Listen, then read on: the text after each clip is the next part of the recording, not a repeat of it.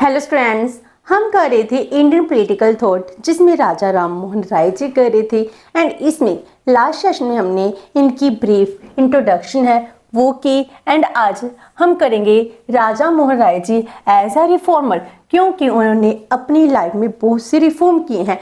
उनको एक रिफॉर्मर की तरह ही जाना जाता है। उन्होंने सोशल रिलीजियस रिफॉर्म्स बहुत ज़्यादा लेकर आए, क्योंकि इससे वो चाहते थे कि जो हमारी कंट्री में सोशल इवल्स हैं हम इनको ख़त्म कर कर एक इंडिया, एक भारत बनाए। तो इसीलिए वो रिफॉर्म लाने में बहुत बिलीव करते थे। इसीलिए हम राजा राम मोहन राय जी हैं, इनको इंडियन रेनेसांस है कहते हैं कि इंडियन रेनेसांस का टाइम पीरियड राजा राम मोहन राय जी से ही स्टार्ट होता है। तो इन्होंने जो रिफॉर्म लेकर आए हैं हम इनको 4 पार्ट्स में डिवाइड करते हैं। इनमें से सबसे पहले आता है सोशल रिफॉर्म, सोसाइटी में जो इवल्स हैं इनके लिए रिफॉर्म्स लेकर आना, और इसमें सती ओब्लिशन एक्ट है जो सबसे फेमस माना जाता है। तो इन्होंने और बहुत सी रिफॉर्म्स लेकर आए हैं। तो जो सबसे पहले सोशल इक्वालिटी है इसको प्रमोट कर रहे थे। खुद ब्राह्मण थे, ब्राह्मण की सुपैरिटी है बहुत ज़्यादा थी। तो जब हम इसकी बात कर रहे हैं 18th सेंचुरी की बात कर रहे हैं, 18th सेंचुरी, आज हम 21st सेंचुरी में है। तो इस सेंचुरी में तो ब्राह्मण सुपीरियर थे, जो अदर क्लासेस है वो इन्फीरियर मानी जाती थी। लेकिन उस टाइम राजा मोहन राय जी हैं वो बात कर रहे थे कि सोसाइटी में जितने भी क्लासेस हैं वो सभी इक्वल हैं, सबको इक्वल राइट्स मिलने चाहिए।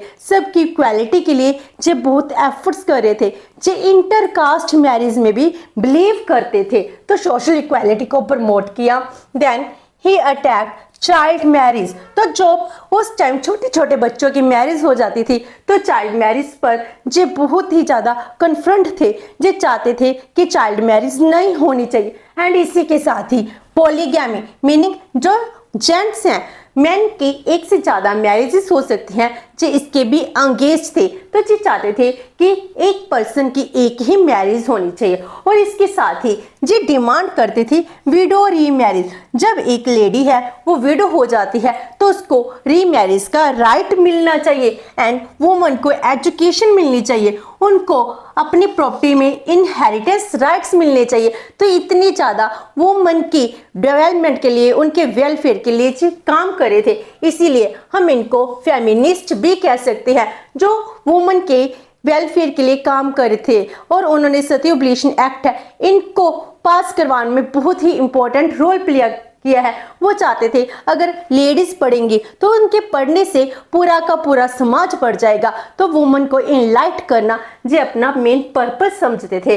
तो इन्होंने कैंपेन चलाई अगेंस्ट द कास्ट सिस्टम, जैसे ब्राह्मण शूद्र, हम कहते हैं इन दोनों में जमीन आसमान का अंतर उस टाइम प्रिवेल करता था। ब्राह्मण सुपीरियर एंड जो शूद्र हैं उस टाइम इंफीरियर मानते थे। जी कहते थे कास्ट सिस्टम कुछ भी नहीं होता, वी ऑल आर ह्यूमन, हम एक ही ह्यूमन है, हम सब में एक ही ब्लड है, सब कुछ सेम है, इसीलिए कास्ट सिस्टम खत्म होना चाहिए। अनटचबिलिटी ये भी गलत है। Superstitions and use of intoxicants, जो भी हमारे अंधविश्वास है इन सबको खत्म कर कर इंटॉक्सिकेंट्स जो लोग ले रहे हैं इन सबको बैन करना चाहिए। इसके साथ ही हमारा समाज है एक अच्छा समाज बन पाएगा। तो ये प्रोपोगेट करते थे राइट टू सेल्फ डिटर्मिनेशन, चाहे एक नेशन हो चाहे एक इंडिविजुअल हो, उसको अपने डिसीजन खुद लेने का राइट होना चाहिए। इसीलिए एक वुमन को भी अपनी लाइफ को जीने के खुद ही डिसीजन लेने चाहिए। सेल्फ डिटर्मिनेशन, मुझे क्या करना है क्या नहीं करना है इसके डिसीजन मेरे खुद के अपने होने चाहिए। एंड सोशल रिफॉर्म्स में सती ओब्लिशन एक्ट आता है जो दिसंबर 4 1829 में पास होता है, जिसको पास कराने में राजा राम मोहन राय जी हैं, इनका ही सबसे ज्यादा कंट्रीब्यूशन माना जाता है। तो सती ओब्लिशन एक्ट क्या होता है? पहले सती प्रथा प्रिवेल कर रही थी। सती सिस्टम क्या होता है? जब एक वुमन है अगर उसके हस्बैंड की डेथ हो जाती है तो उस लेडी को हस्बैंड की चिता पर जिंदा ही जला दिया जाता है।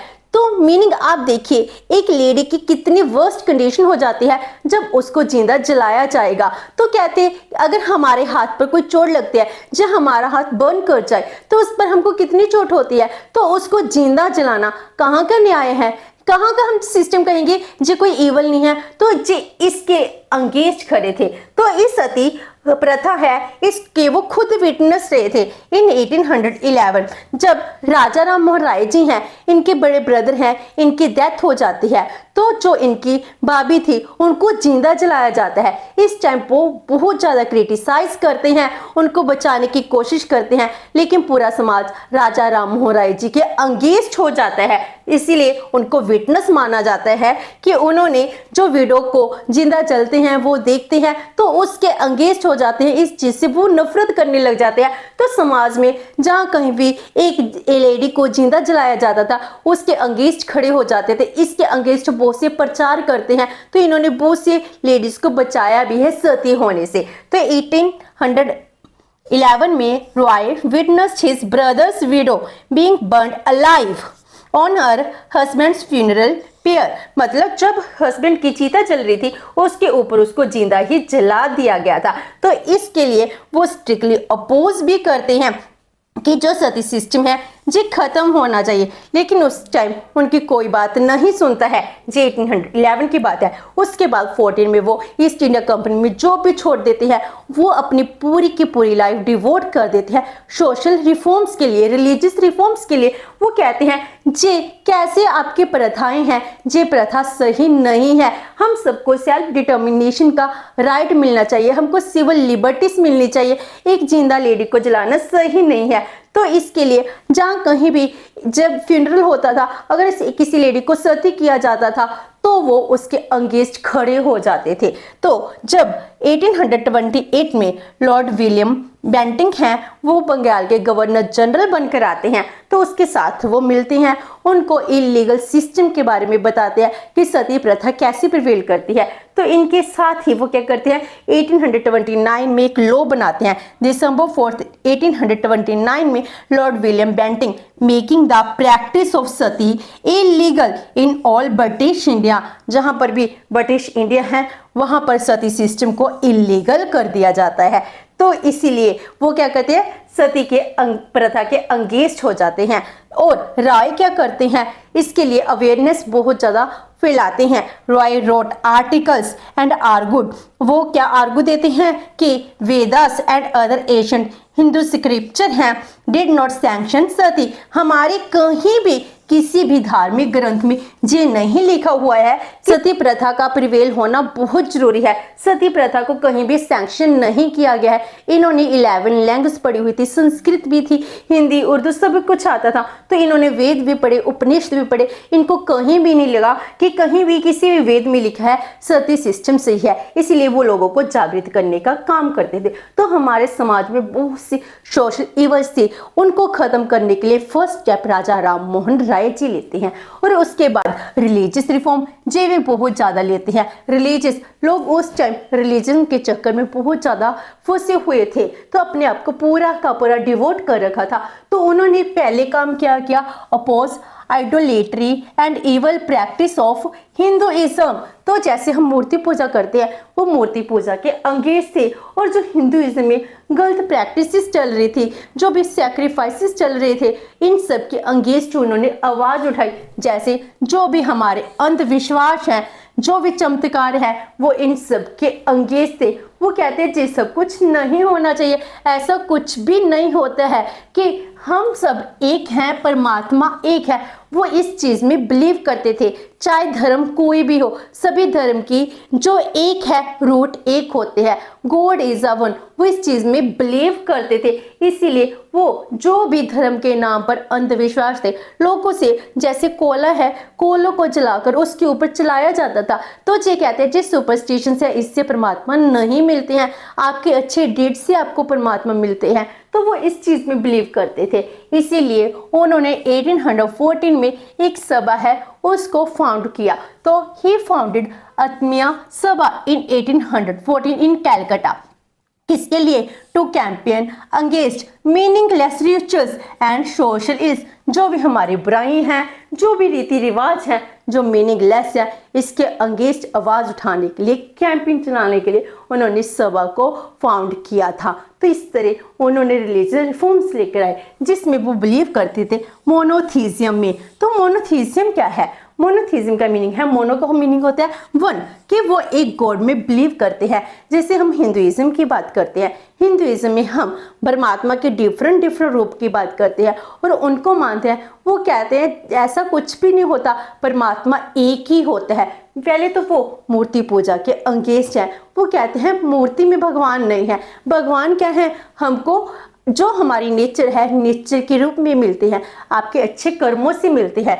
तो उन्होंने मोनोथीज्म को प्रूफ करने के लिए जो भी उन्होंने कन्वेंशन दी है मोनोथीज्म की, परमात्मा एक है, उन्होंने क्या किया, एक तुफात उल महादीन है इसको लिखा। तो एक आर्टिकल था जिसमें उन्होंने परमात्मा के रिगार्डिंग लिखा और उसके बाद उन्होंने बंगाली में ट्रांसलेट किए जितने भी वेद थे उनको, और 5 उपनिषद को उन्होंने बंगाली में ट्रांसलेट किया और जिसमें लिखा था कि हाँ परमात्मा एक ही है, एक ही रूट है। तो इस तरह वो मोनोथीज्म में बिलीव करते थे और लोगों को धर्म के नाम पर जो भी सुपरस्टिशंस है इसके अंगेंस्ट है वो सब कुछ बताते थे। तो उसके बाद एजुकेशनल रिफॉर्म्स लेकर आते हैं। वो चाहते थे अगर हम सोशल रिफॉर्म्स, रिलीजियस रिफॉर्म्स लेकर आना चाहते हैं, इसके लिए लोगों का पढ़े लिखे होना बहुत जरूरी है। उनको Indian education and western education दोनों ही मिलनी चाहिए। तो वो फेवर करते थे मॉडर्न एजुकेशन की और साथ में इंडियन लर्निंग के भी। जो हमारे ग्रंथ हैं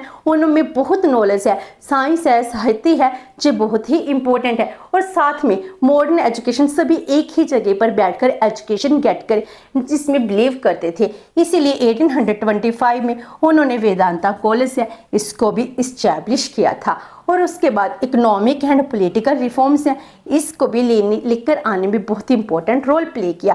जैसे सिविल लिबर्टीज, तो जैसे हम लोगों को लिबर्टीज उस टाइम नहीं दी गई थी। पहले तो मोनार्की सिस्टम था, फिर ब्रिटिश सिस्टम था, उसमें लिबर्टीज नाम की कोई चीज़ ही नहीं थी। तो हमको राइट टू लाइफ है, हमारी अपनी लाइफ है, इनके रिगार्डिंग कुछ भी नहीं पता था। तो सिविल लिबर्टीज के लिए वो आवाज़ उठाती है। वो चाहते हैं कि जैसे ब्रिटिश के लोगों को सिविल लिबर्टीज मिली है वैसे इंडियन को भी मिलनी चाहिए, should be provided to Indian as to Britisher. उसके बाद प्रेस फ्रीडम के भी बिलीव करते हैं।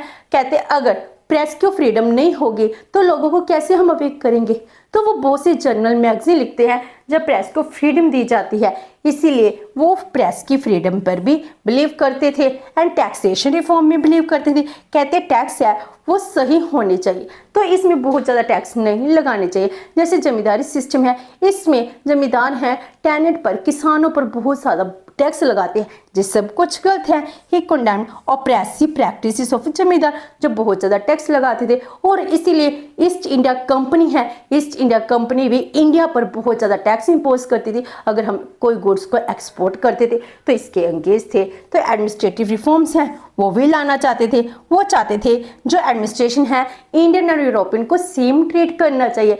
जो सुपीरियर पोस्ट है इसमें इंडियंस को भी रिक्रूट करना चाहिए।